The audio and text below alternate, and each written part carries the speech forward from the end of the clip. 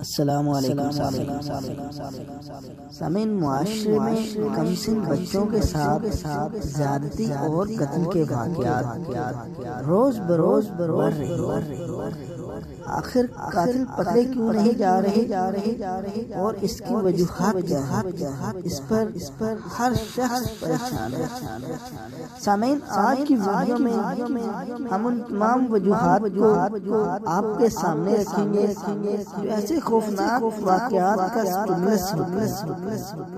سامعین، مزید آگے بڑھنے سے پہلے آپ سے گزارش ہے کہ ہمارے چینل کو ضرور سبسکرائب کر لیں تاکہ ہم آپ کے لیے ایسی معلوماتی ویڈیوز بناتے رہیں۔ تو سامعین بڑھتے ہیں آج کی ویڈیو کی طرف۔ سامعین، child rape and murder cases کی بہت سی وجوہات ہیں۔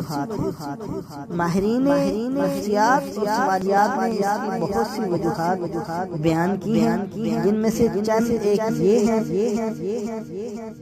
پہلے نمبر پہ آتا ہے جنسی ہیجاب۔ جی ہاں سامعین، دوسرے نمبر پر ہے بڑھتا ہوا ذہنی تناؤ،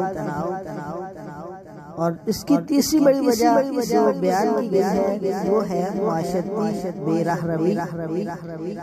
اور پھر اس کے بعد چوتھے نمبر پر اس کی بڑی وجہ ہے کہ جان انگیز فلمیں و ڈرامے۔ اور پھر ناظرین جو موجودہ دور میں ایک سب سے بہت بڑی وجہ اس کی سامنے آئی ہے، اور کہا جاتا ہے کہ یہ تمام وجوہات کی جو ہے بنیاد ہے، اور وہ ہے ڈارک ویب نیٹ ورک اور پیسہ کی ریل۔ سامعین، یہ تمام وجوہات صرف اس ایک نقطہ پر آ کر یکجا ہو جاتی ہیں، اور وہ ہے ڈارک ویب نیٹ ورک۔ سامعین، ڈاکٹر شاہد مشرف صاحب کو کریڈٹ جاتا ہے پاکستان میں انہوں نے سب سے پہلے اس نیٹ ورک کو بے نقاب کیا، اور جب ڈاکٹر صاحب نے اس نیٹ ورک کے بارے میں پاکستان میں بات کی تو ایک عجیب شور مچ گیا، اور ہمارے لفافہ صاحب آسمان سر پہ اٹھا لیا۔ لیکن حال ہی میں راولپنڈی سے گرفتار ہونے والے اس ڈارک ویب نیٹ ورک کے سرغنہ سہیل ایاز کی گرفتاری سے یہ بات ثابت ہو گئی ہے کہ یہ نیٹ ورک پاکستان میں موجود ہے۔ اور سامعین، آپ کو یہ بھی بتا دیں کہ یہ سہیل ایاز انٹرنیشنل لیول پہ کام کرنے والی ایک آرگنائزیشن سیو دا چلڈرن کا نمائندہ بھی ہے۔